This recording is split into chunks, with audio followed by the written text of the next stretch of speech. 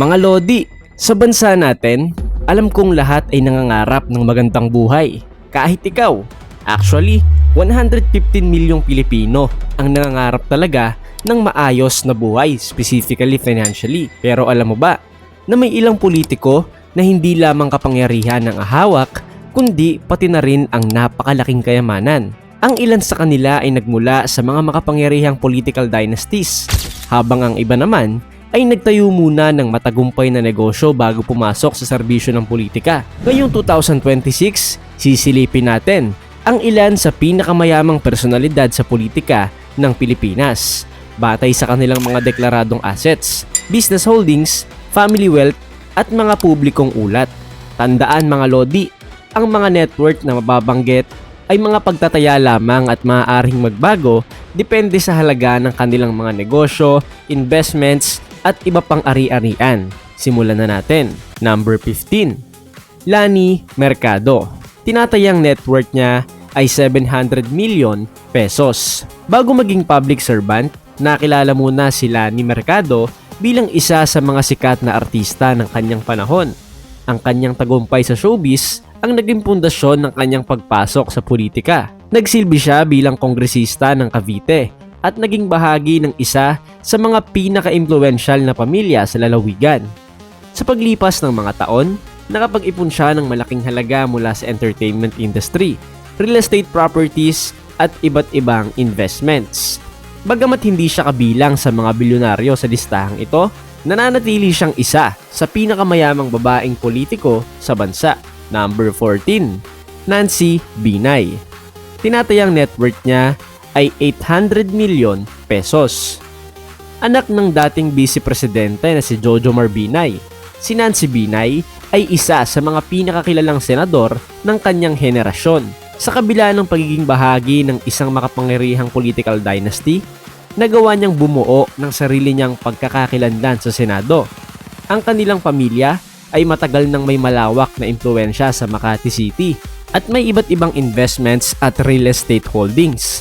Ang kanyang tinatayang yaman ay umaabot sa halos 1 bilyong piso. Number 13.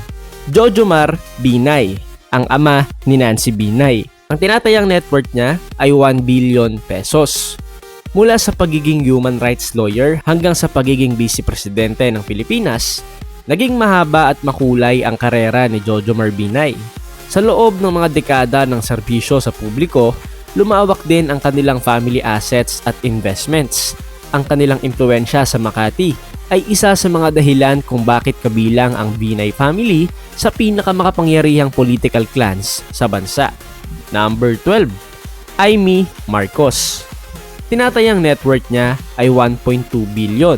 Isa si Amy Marcos sa mga pinakakilalang pangalan sa politika ng Pilipinas bilang anak ng dating Pangulong Ferdinand Marcos Sr. Patagal ng bahagi ng pambansang usapan ng kanilang pamilya. Nagsilbi siyang gobernador ng Ilocos Norte, kongresista at ngayon ay senador ng Pilipinas.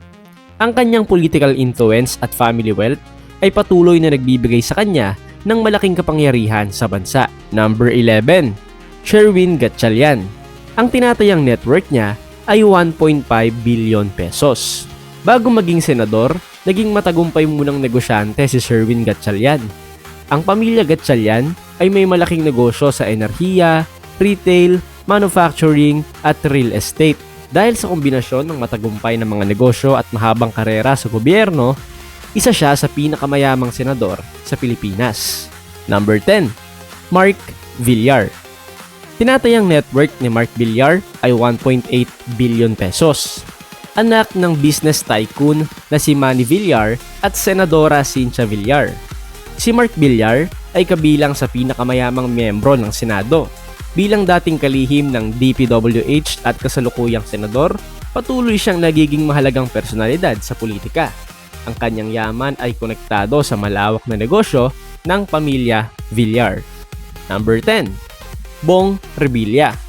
Tinatayang net worth ni Bong ay 2 billion pesos. Mula sa pagiging action star hanggang sa pagiging senador, isa si Bong Revilla sa mga personalidad na matagumpay na nakatawid mula sa showbiz patungo sa politika. Sa loob ng maraming taon, lumawak ang kanilang family assets sa pamamagitan ng real estates at iba-iba pang negosyo. Dahil dito, kabilang siya sa pinakamayamang opisyal sa bansa. Number 8, Aby Binay. Tinatayang net worth niya 2.3 billion pesos. Bilang alkalde ng Makati City, pinamumunuan ni Aby Binay ang isa sa pinakamayaman at pinakamaunlad na lungsod sa Pilipinas. Ang kanyang pamilya ay matagal nang may malaking impluwensya sa politika at ekonomiya ng Makati. Ang lawak ng kanilang assets at investments ang dahilan kung bakit kabilang siya sa listahang ito. Number 7, Alan Peter Cayetano. Tinatayang net worth niya ay 2.5 billion pesos. Isa sa mga pinakakilalang veterano sa politika. Nagsilbi si Alan Peter Cayetano bilang senador, kongresista, House Speaker at Secretary of Foreign Affairs. Kasama ang kanyang asawa, si Lani Cayetano, nakabuo sila ng malaking portfolio ng real estate properties at investments na naglagay sa kanila sa hanay ng pinakamayamang political family sa bansa. Number 6, Ralph Recto. Tinatayang ang net worth niya ay 3 billion pesos. Si Ralph Recto ay isa sa mga pinakaginagalang na ekonomista sa gobyerno. Sa loob ng maraming taon, naging mahalagang bahagi siya ng mga usaping may kinalaman sa pambansang budget at ekonomiya. Bukod sa kanyang serbisyo sa publiko, meron din siyang malalaking investments at family assets na patuloy na lumalaki sa paglipas ng panahon. Number 5 at siguradong kilala mo to, Lodi, Martin Romualdez. Tinatayang net worth niya ay 4 to 5 billion pesos. Mga Lodi, naging isa siya sa pinakamakapangyarihang tao sa gobyerno natin. Bilang naging speaker ng House of Representatives, may malaking impluwensya siya sa paghubog ng mga batas at pambansang pulisiya. Nagmula siya sa pamilyang Romualdez ng Leyte, isa sa pinakamatatag at pinakamakapangyarihang political clans sa bansa. Mayroon silang malawak na real estate holdings, business interest at investments na umabot na sa bilyong-bilyong piso. Dahil dito, isa siya sa pinakamayamang leader ng kasalukuyang administrasyon. Number 4, Chavit Singson. Tinatayang ang net worth ni Ka Chavit ay umabot na sa 5 to 6 billion pesos. Kung may isang politika na matagumpay ring negosyante, walang duda na kabilang dito si Chavit Singson. Mula sa pagmimina hanggang telecommunications, gaming, logistics at real estate, halos lahat ng pangunahing industriya ay mayroon siyang interes. Sa loob ng maraming dekada, patuloy na lumawak ang kanyang business empire. Ang kanyang tagumpay sa negosyo ang dahilan kung bakit nananatili siyang isa sa pinakamayamang personalidad sa politika. Number 3, Manny Pacquiao. Tinatayang ang net worth ni Manny ay 8 to 10 billion pesos. Mula sa pagiging mahirap na bata sa General Santos City hanggang sa pagiging 8th Division World Champion. At pwede na rin nating masabi, idol, na ang kwento ni pambansang kamao ay ang best example ng rags to riches. Sa kanyang boxing career pa lamang ay kumita na siya ng bilyong-bilyong piso mula sa mga laban, sponsorships, endorsements at negosyo. Nang pumasok siya sa politika bilang kongresista at senador, dala niya ang kanyang kasikatan at impluwensya. Sa kasalukuyan, isa siya sa pinakamayamang dating senador sa kasaysayan ng Pilipinas. Number 2, Cynthia Villar. Tinatayang ang net worth ni Cynthia Villar ay pumapalo na sa 10 to 12 billion pesos. Isa si Cynthia Villar sa pinakamayamang mambabata sa bansa. Bago maging senador, naging mahalagang bahagi siya sa pagpapalawak ng negosyo ng pamilya Villar. Ang kanilang real estate empire ay isa sa pinakamalaki sa buong Pilipinas.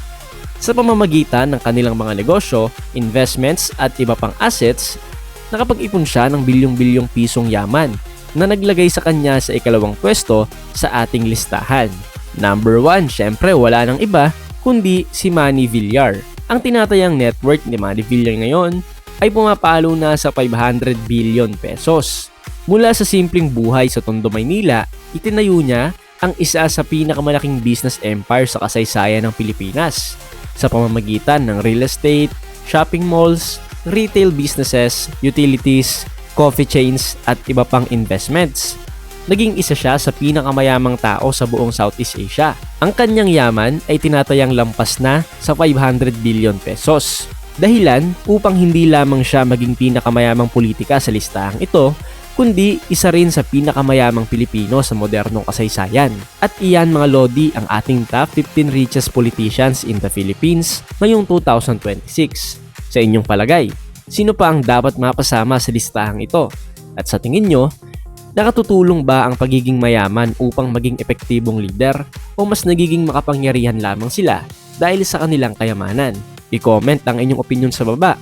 Kung nagustuhan ninyo ang video, huwag kalimutang mag-like, share at subscribe para mas marami pang content tungkol sa pinakamayamang tao, political dynasties at mga makapangyarihang personalidad sa Pilipinas. Maraming salamat sa panonood mga Lodi at magkita-kita tayo sa susunod na video.